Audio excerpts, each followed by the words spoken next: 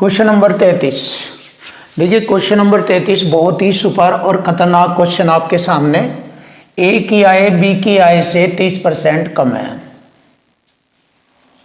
और बी की आय सी की आय से 137.5% अधिक है। यानी कि तीन बंदे हैं ये ए बी सी।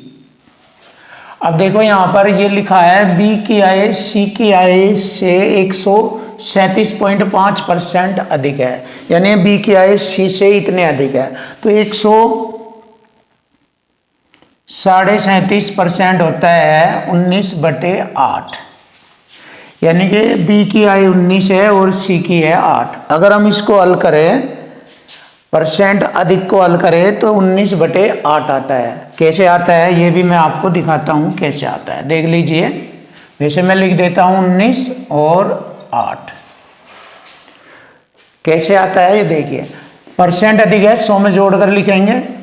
100 में 137.5 को लिखेंगे 237.5% का बटे 100, दशमलव से 1 जीरो ये लगेगी 25 नंबर 225, 12 25 पंजे 125 और 25 चौका 100, 40 बार, 5 से 19 बार और 5 नट्टे 40। देखिए आ गया 19/8। तो इसीलिए हम कहते हैं, तो आप इस तरह डायरेक्ट भी कर सकते हो या इस तरह से आप निकाल कर भी संख्या को लिख सकते हो। देखिए बी और सी की वैल्यू का हमें मालूम हो गया। अब शुरू में कहा है क्वेश्चन की लैंग्वेज में ए की आय बी की आय से 30% कम है, इससे 30 कम है। तो 30 कम है 19 का, 30 कम है 70%, कितना होता है? परसेंट से 0, 19 सत्ते 133 और 10 से भाग करेंगे 13.3। तो ए की आय 13.3 है। देखिए यहां पर ये मैंने रेशो में तैयार कर लिया है इसको। जैसे कि मैं क्वेश्चन में बोलता हूं एक साइड में संख्या, दूसरी साइड में रेशो या परसेंट आएगा, अर्थात इक्वल टू इक्वल कॉन्सेप्ट लगेगा क्वेश्चन की लैंग्वेज, और इक्वल टू इक्वल से ही क्वेश्चन हल होगा। जैसे क्वेश्चन में ए की आय बी की आय से इतने रुपए कम है, कितने कम है? 28,500 रुपये कम है। तो ए की आय बी की आय से यहां पर कितनी कम है देख लीजिए। ये हो गई 5.7 कम है। इसमें से ये घटाएंगे 5.7 कम, क्योंकि 13 5 18 और ये जोड़ेंगे 1 19 हो जाएगा। अब इसको मैं यहां से हल करूंगा और सी की आय पूछी है, सी के रेशो की गुणा करूंगा, सी की आय हमें मालूम हो जाएगी। तो 1 दशमलव से ये हटाया मैंने, 10 की गुणा इधर ली। अब मैं काटूंगा इसको 19 से काटता हूं। 19 के 57, 19 ही कम 19, 9 बचा, 19 पंजे 95, 2 जीरो, फिर 3 पंजे 15, 500 बार कटा, गुणा करेंगे 5 अटे 40 और 2 और 1 3, 3 जीरो ये लगेगी 40,000। तो सी की आय थी 40,000 रुपये। यही हमारे क्वेश्चन का आंसर बनेगा, ऑप्शन है 40,000।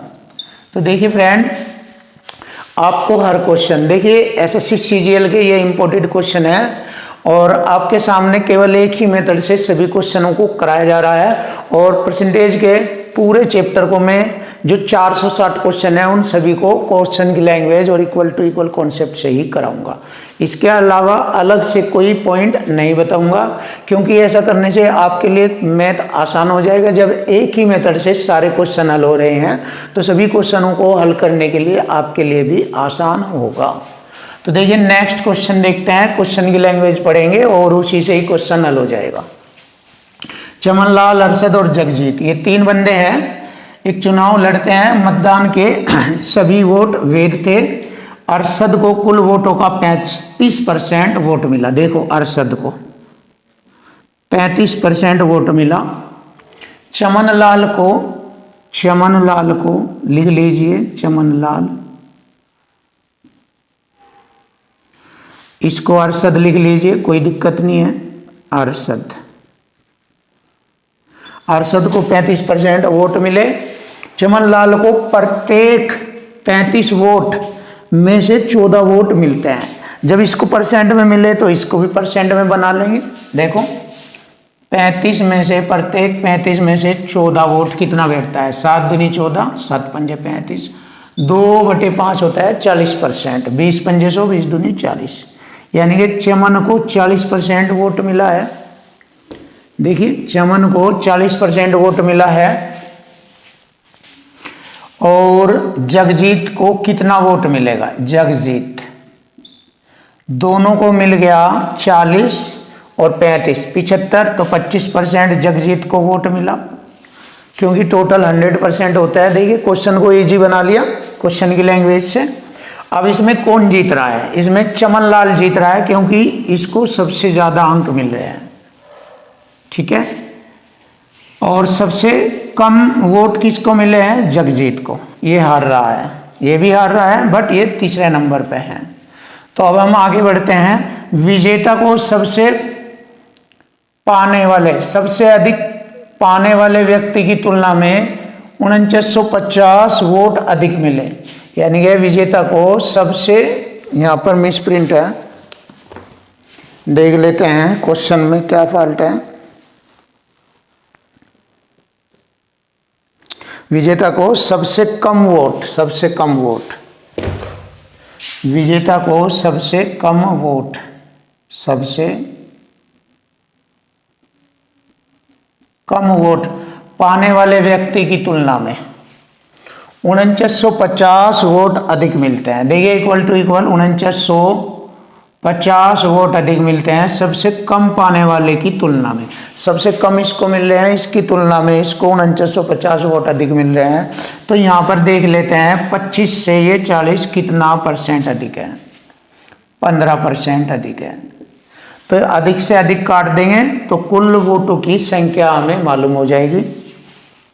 15 तिये 45, 4 बचा, 15 तिये 45, 1 0, 330 बार कटा और परसेंट की 2 0, तो कुल वोटों की संख्या थी 33,000।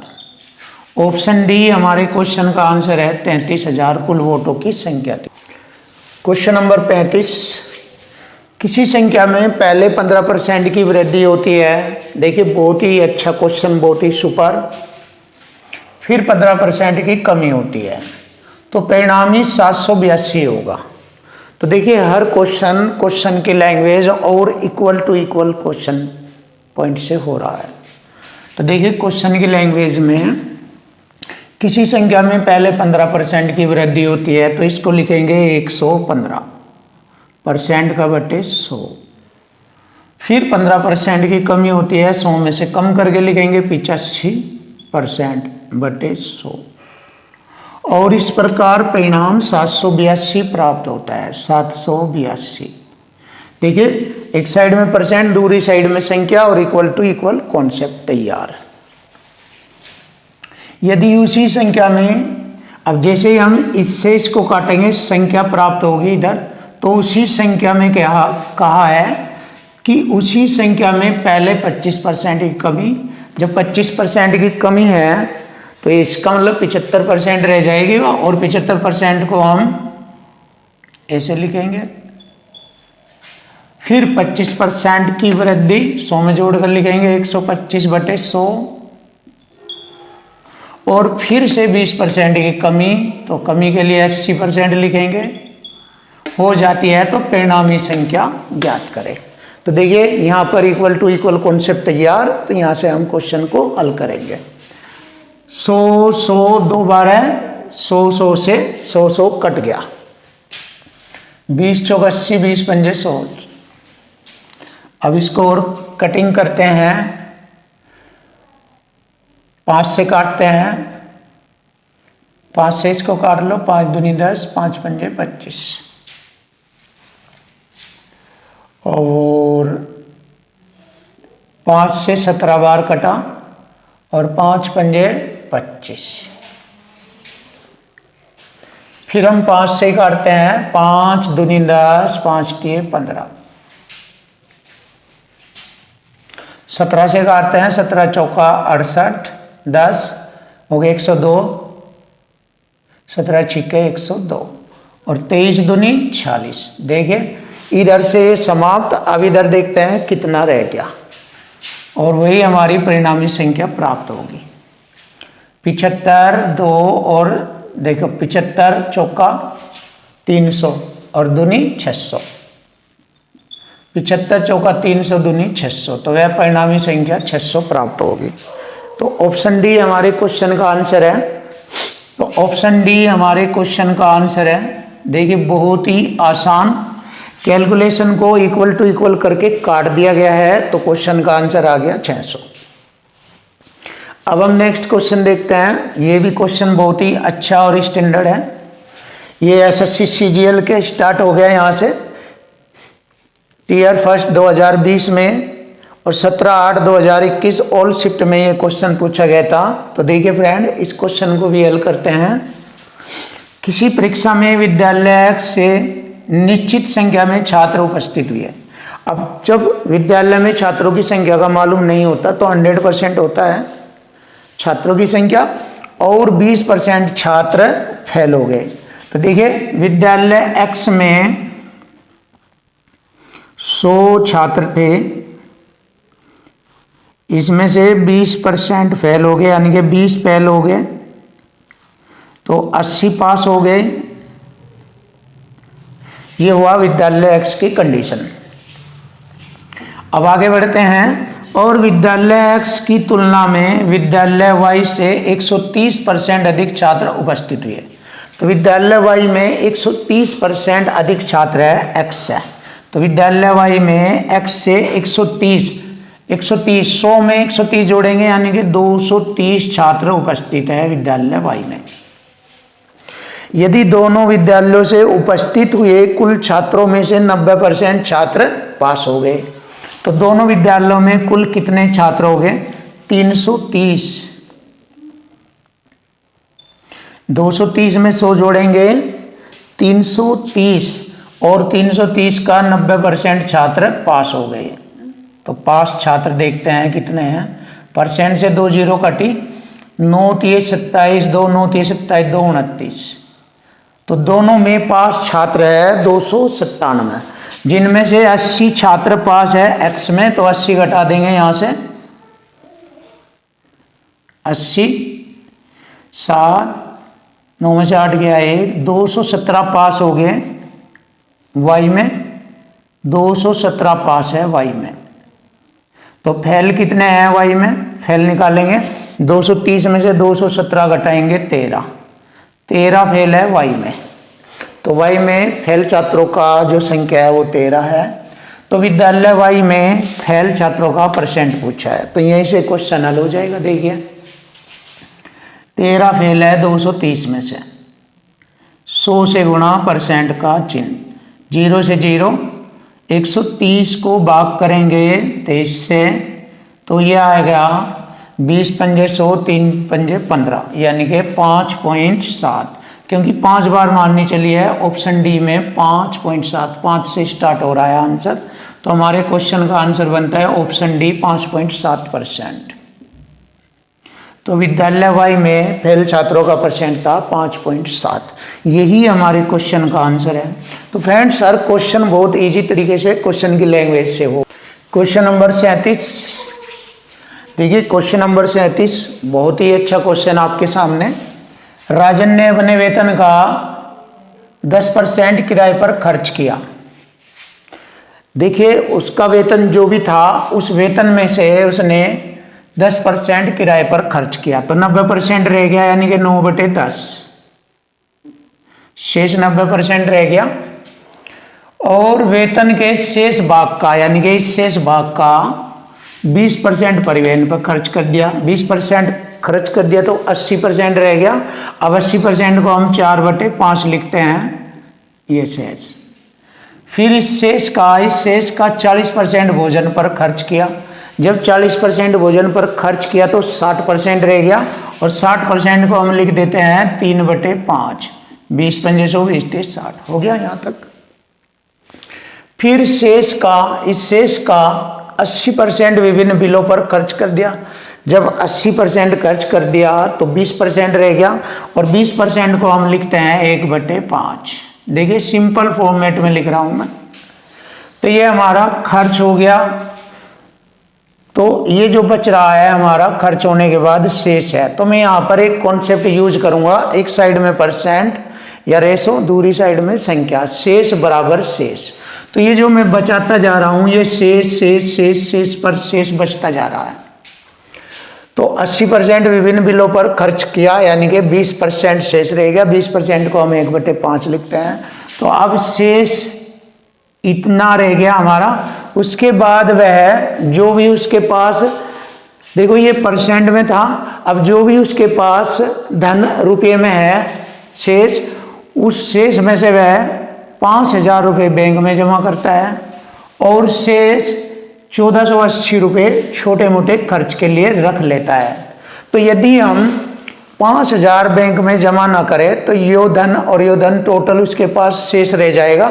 जिस प्रकार हमारे पास शेष है ये, तो शेष बराबर शेष, तो कितना हो गया 5,000 और 1480, यानी कि हो गया 5,000 6,480, यानी 6480। 6480 शेष रह गया। 5,000 ये और प्लस 1480 ये, तो 6480। तो शेष से शेष काटेंगे तो उसकी मासिक आय या मासिक वेतन का हमें मालूम हो जाएगा। तो देखते हैं कटिंग करके कैसे कटिंग होता है। 9 से काटेंगे, 9 सते 63, 1 9 दूनी 18, ये 0 कट गया। 4 ते 12, 6 72, 60 बार कटा। अब नीचे की सभी संख्याओं की गुणा यहाँ ले जाएंगे तो उसकी मासिक वेतन हमें मालूम हो जाएगी। ठीक है, 5 पंजे 25, 25 पंजे 125 और 10 की गुणा करेंगे 1250 गुणा 60, तो 1250 गुणा 60, 2 0, 6 पंजे 30, 3 12 6 72, 3 75, 75,000 रुपये उसकी मासिक सैलरी थी। तो हमारे क्वेश्चन का आंसर बनता है ऑप्शन ए, 75,000 रुपये उसकी मासिक सैलरी थी।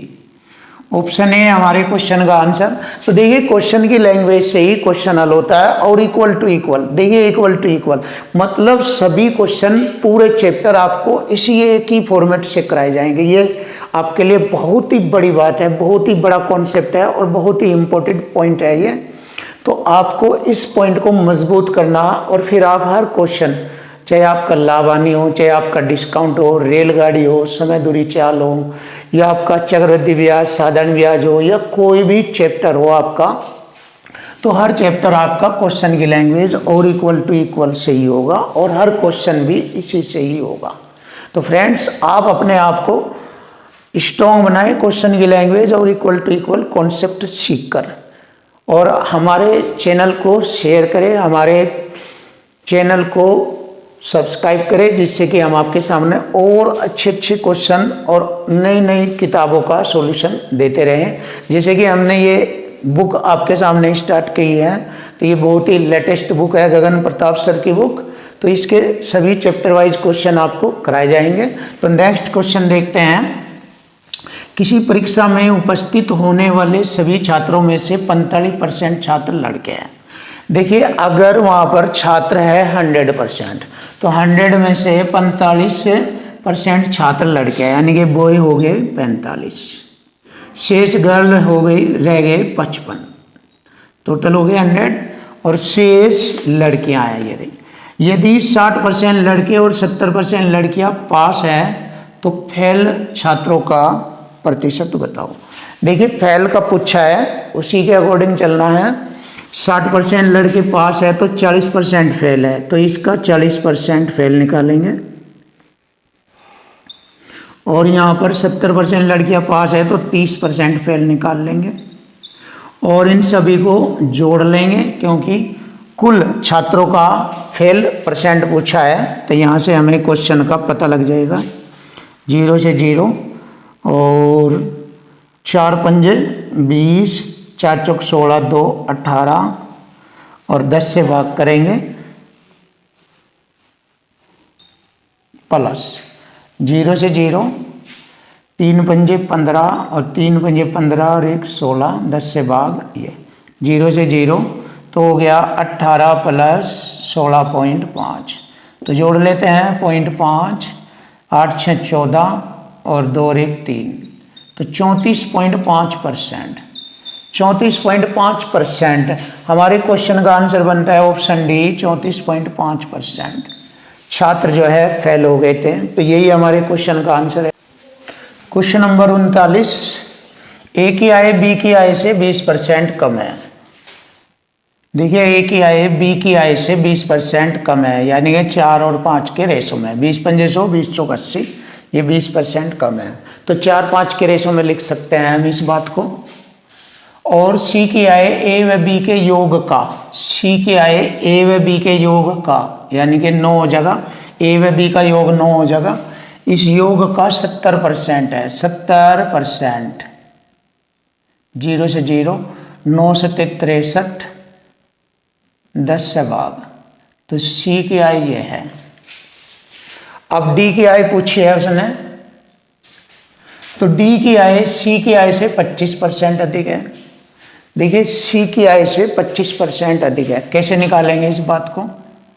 सी की आय से 25% अधिक 5/4, 25% अधिक को 5/4 लिखते हैं। अब इसको हल करेंगे, 5 तिये 15, हासिल 1, 5 अंक 30, 31/4, यानी इस डी की आय है 31.5/4, ये डी की आय है। अब आगे बढ़ते हैं क्वेश्चन की लैंग्वेज से।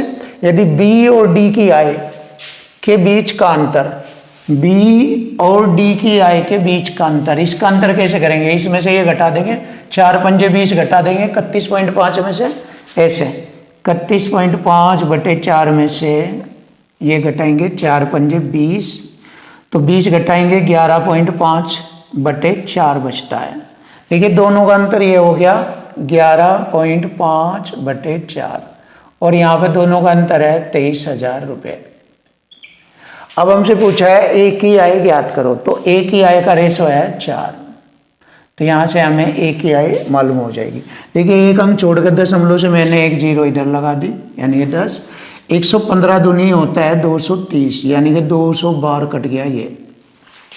अब इसकी गुणा करेंगे यहाँ पर, 4 दूनी 8 चौक 32, 4 दूनी 8 चौक 32, 2 और 1 3 0 यहाँ पर लगेगी, तो 32,000 रुपये थी ए की आय। और यही हमारे क्वेश्चन का आंसर है, ऑप्शन ए 32,000 रुपये। ए की आय थी 32,000 रुपये। अब नेक्स्ट क्वेश्चन देखिए, क्वेश्चन नंबर 40। क्वेश्चन नंबर 40 देखते हैं क्वेश्चन की लैंग्वेज से। क्वेश्चन की लैंग्वेज से ही क्वेश्चन हल होगा। देखो ए का वजन बी के वजन से 20% अधिक है, जिसका वजन सी के वजन से 30% अधिक है। देखिए यहाँ पर बच्चा डिस्टर्ब हो जाता है क्वेश्चन की लैंग्वेज में, तो हम लिख लेते हैं ए बी सी। यहाँ पर ये जो दिया है, जिसका वजन सी के वजन से 30% अधिक है, किसका वजन कह रहा है? जो ये कह रहा है बी का, बी के लिए बोला है उसने, बी के, ए के लिए नहीं बोला है, ये बोला है बी के लिए। तो बी का वजन सी के वजन से 30% अधिक है, तो सी का 100 है, बी का 130 हो जाएगा, इससे 30 अधिक। देखो यहाँ तक क्वेश्चन की लैंग्वेज तैयार हो गई। अब पहले कहा है ए ने कि ए का वजन बी के वजन से 20% अधिक है, अब इससे अधिक है ए 20% अधिक है, तो 130 का 20% होता है 26, 130 का 20% 26 अधिक है, तो 26 बढ़ाकर लिख दो 156 हो जाएगा। देखिए 20% अधिक को बढ़ाकर लिखेंगे 26 हो जाता है, तो 130 में 26 जोड़ेंगे 156। अब हमें मालूम हो गया ए बी सी के तीनों का वेतन हमें पता लग चुका है। तो बताओ वजन है ये, ए का वजन सी के वजन से कितने % अधिक है? ए का वजन सी के वजन से, सी से ये कितना % अधिक है? 56% अधिक है, और यही हमारे क्वेश्चन का आंसर है। तो देखिए फ्रेंड, क्वेश्चन का आंसर ऑप्शन बी है। तो हर क्वेश्चन आपको क्वेश्चन की लैंग्वेज से ही कराया जाएगा। तो देखिए फ्रेंड्स, इस बुक के हर क्वेश्चन आपको क्वेश्चन की लैंग्वेज और इक्वल टू इक्वल कॉन्सेप्ट से ही कराए जाएंगे। तो फ्रेंड्स, हमारी वीडियो को देखना मत भूलिएगा। कंटिन्यू हमारी वीडियो को लगातार देखते रहिए, जिससे हम आपका कंप्लीट मैथ करा सकें। थैंक यू, धन्यवाद, वेलकम।